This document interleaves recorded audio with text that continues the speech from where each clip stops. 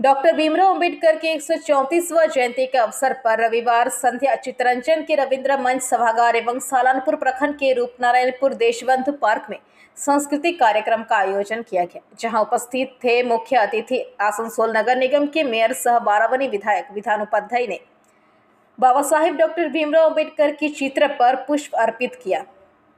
इसके अलावा मेयर ने चित्तरंजन स्ट्रीट नंबर 85 में यूथ फेडरेशन क्लब द्वारा आयोजित बसंती पूजा मंडप का उद्घाटन किया। इस दौरान जिला परिषद कर्माध्यक्ष मोहम्मद अरमान, तृणमूल प्रखंड उपाध्यक्ष भोला सिंह सहित अन्य मौजूद थे। आज के दिने এই প্রোগ্রামের জন্য একদম সুন্দর একটা অনুষ্ঠান, কারণ ওটা তো দেখানো হয়েছে যে পড়াশোনা করে শিক্ষিত হলে শিক্ষিত হওয়া উচিত। তো আজকের এই 133তম জন্মদিনে আমি সঞ্চালক সহ এখানে সবাইকে অভিনন্দন জানাচ্ছি, শুভেচ্ছা জানাচ্ছি, কারণ সারা ভারতবর্ষ জুড়ে আমাদের আজকের দিনটি প্রতিটি পাড়াতে প্রতিটি গলিতে পালিত হচ্ছে। কারণ একটাই, আমরা যে এত সুন্দর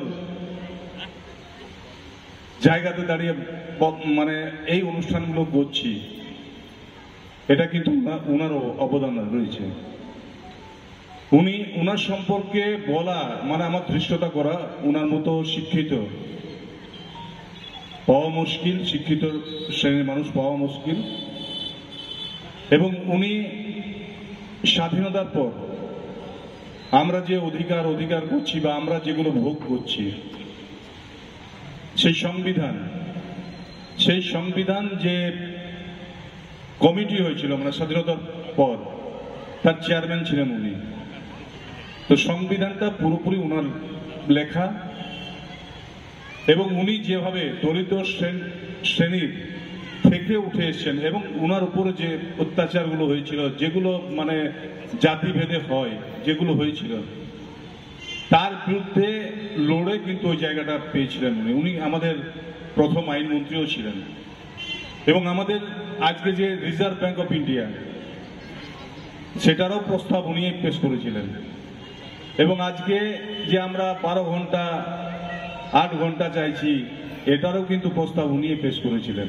তো মানুষকে একটা সমাজকে সুন্দর রাখার জন্য উনার অবদান ভোলা যাবে না।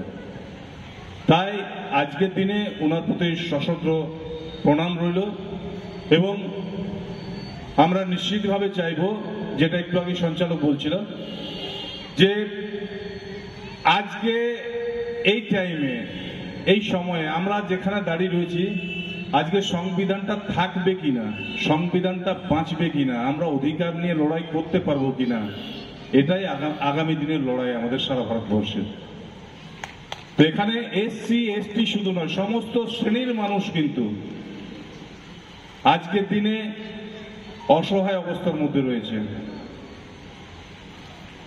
তো এই অসহায় অবস্থা থেকে ওঠার জন্য, বাঁচার জন্য কিন্তু আমাদেরকে ঐক্যবদ্ধভাবে একসাথে আমাদের অধিকারের জন্য লড়াই করতে হবে, যাতে আমাদের সংবিধান চেঞ্জ না হয়, পরিবর্তন না হয়, নতুন সংবিধান না হয়, এবং আমাদের যে অধিকারগুলো রয়েছে সেই অধিকারগুলো যাতে কেউ কেড়ে নিতে না পারে। তার জন্য আগামী দিনে আমাদেরকে লড়াই করতে হবে। এবং এই লড়াইয়ে राहुल तिवारी की रिपोर्ट, PVTV न्यूज।